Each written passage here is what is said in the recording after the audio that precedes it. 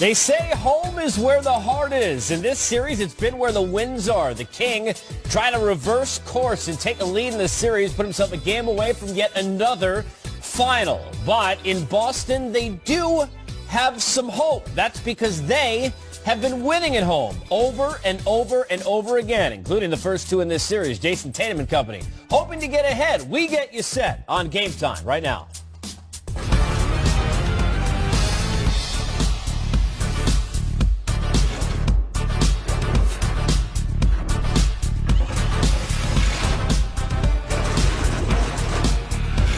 It's the best of one series. Just come out and play the game and put yourself in position to win.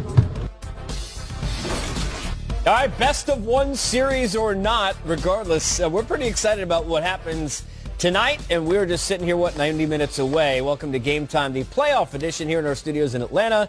Casey Stern, Smitty, Griff. Look, guys, after last night, expectations in the bar, Smitty, right now, real high. You know, I think if you just love this game, Griff and Casey, you've got to love this Game 5. There's so much, and obviously from both sides.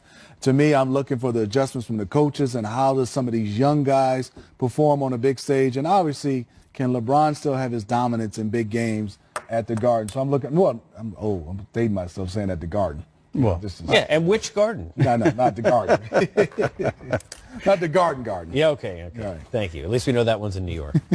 Well, I think I agree with you. I mean, I think we should be expecting to see something special from LeBron, and it's almost funny. We take him for granted at this point. He's had, 6 40-point games in the playoffs, and you just sort of – I don't know that there's anybody else right now playing sports on any level where you can just say, yeah, I expect greatness tonight again. Right. And it's remarkable.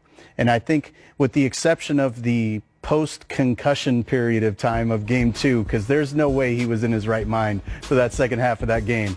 With the exception of that period of time, I think he's been pretty constant in his level of domination. So he's supposed to be in the protocol, huh? You're saying? Well, I don't know if he cleared the protocol or not, but I can tell you I've never seen that look in his face before. They may have selectively forgotten the protocol. The protocol is we need LeBron, right? Exactly. But with the exception of that 71-46 blitz from Boston, it really feels like the last 3 games Cleveland started to figure it out a little bit. LeBron, Ty Lue, they're hunting mismatches to some degree. I think Brad's going to adjust. He's masterful in that way as well. So what I'm excited about seeing now is the adjustments that have been made to this point. You know, in the Houston Golden State series, there's so little margin for error because Golden State's just so good offensively. Cleveland is not going to be a Houston-level defensive team, so they've got to be able to score and outscore Boston. You know, we're going to get into the other series in a second, but I want to use Houston because I think what they learned in this series, guys, is if they're going to have a chance to win, bell to bell, you got to be at a 10. There is no revving up.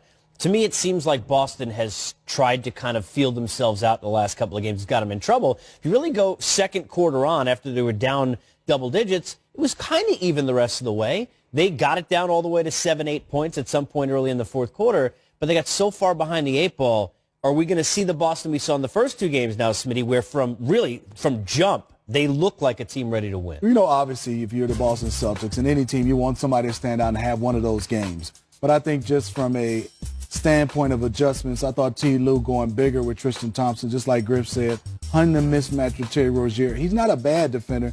He's just so small playing against LeBron James. It tears up your defensive philosophy. So for me I'm interested right now, what's the adjustment from Brad Stevens? Because T. Lue is going to stick with this because it's limit the points in the paint for the Boston Celtics. The first 2 games, they was averaging 55 points. The last 2 games in Cleveland, I know they weren't at home and they're a young team, but only 36 points in the paint. They need those driving angles, and I think Tristan Thompson has done a good job of both defensively guarding his guy and also being able to guard guys attacking the rim. Yeah, I wanted to bring that up, too. It's a good segue, Griff, because I think everybody talks about the young kids, rightfully so. With Boston, I would argue that Al Horford was their most important player over the first couple weeks of this playoffs, leading them up to this 2-0 lead. No question. It's as good as I've ever seen him play, even though he's been an all-star. How important does he become now? You get on a plane where all of a sudden those kids got blitzed. They lost 2 in a row. Does he again have to kind of stand in the forefront now for Boston? Well, it's interesting. Al has struggled with 2 bigs on the floor against Cleveland going back to his time in Atlanta. Love and Tristan, Mozgov and Tristan.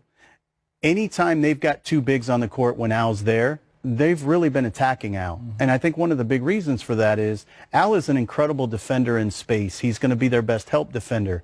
He can be very switchy. He's going to be one of these guys who guards two up on the perimeter. Well, if they dive Tristan through, Al has to go with Tristan. Now your best wing defender and smartest wing defender is not out there anymore. Right. And so they've effectively taken his best weapon away from him defensively.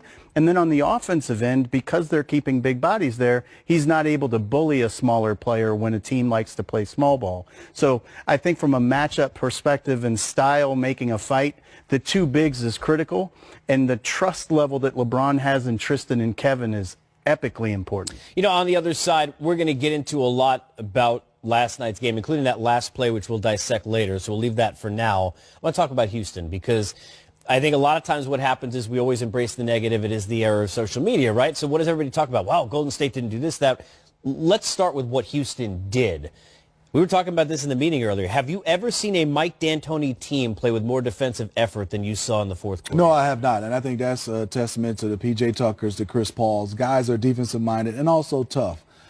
You got to give Chris Paul, he's a fantastic point guard, one of my favorites, but what he's done in crunch time for the Houston Rockets, to me, has been phenomenal, Griff. I mean, he willed that win last night, making the right plays. And yes, all time on highlights, we're going to show points. But I thought just the little things, just communication, him staying engaged was the reason why the Houston Rockets won that game. And for me, I give them a lot of credit. They're playing small ball at the end of the game, and they're matching the Hampton Five with whatever you want to call it, the Sugarland Five, and they are doing a good job. And obviously Andre Iguodala was missing, but Clint Capella is not on the floor a lot down in crunch time. Elephant in the room, whether or not it was fair, Griff, I think a lot of people said Houston's heart is going to be tested in this series. That test they got yesterday, Cleveland has failed in that in finals in the past, where they get on you, they go on that run. Steph started to go off with 3 threes. They go up double digits, and teams go away. How impressed were you that they didn't in that spot last night? Incredibly so. And to your point about a Mike D'Antoni coach team, while you've never seen a Mike D'Antoni coach team have this level of doggedness, he's never had this many dogs in the locker room either. He's got the talent level defensively to be about that. You know, their biggest key has been that they're able to score enough to keep the defenders on the court. P.J. Tucker was a monster yesterday. Absolutely tremendous for them defensively, keeping balls alive on the offensive end. All of his rebounding effort was really significant. And when they're going to get into you and they're going to deliver a punch, it's most often going to be P.J. that's sort of the point of the sword. And so I think what they've done a remarkable job of is scoring enough despite the lack of offensive talent on the court. Against Golden State, that's really difficult, and it's complicated. And I think Golden State probably had a little bit of complacency. I think they understand now that's a legit 65-win team and a #1 seed. All right, let me ask you a question that before, not going to be easy before this series, and probably not now. Everybody thought, okay, maybe another rematch is coming. Let's take the two teams that are home, 2-2, Boston, and you got Houston. Which one, with 3 games left in each series, do you have more confidence can win 2 of those 3 and take this home? You know, there's just no knock on the Boston Celtics, but I'm more confident in the Houston Rockets. Which is saying something because they're playing Golden State. Yes. The Boston Celtics are up against a LeBron James team. You can't say anything, taking away anything with the Warriors. They have fantastic players, but I just think right now these young guys, they've played extremely well. I just think right now Cleveland, they might not win this series. I have them winning this series, but I think Boston is a team. I would say Houston has a better chance. I agree with Houston having the better chance, and in large part, this is in addition to the pit bulls that Mike has in the locker room, has a lot to do with what Golden State may not. If Iguodala is not healthy or not able to be 100%, I think to a huge degree, and Steve Kerr's talked about this, he's really the brains of the outfit. When they start throwing the ball all over the place, he's really the one that brings them back to center and makes the right play at the right time. He's the glue guy for them. And I think it's critical on the defensive end to not have his versatility. And it might even be more important on the offensive end to just calm things down when things get a little bit out of control as they did at times last night. Last night, for good reason, the NBA kind of took over the interwebs, if you will, because of what went on. We could have that again in Game 5. We'll talk more about LeBron and all the 40-plus point efforts, the defense, the passing. I mean, what's been missing? Really nothing from the guy who may be the best ever, and as good as you're going to find in the secret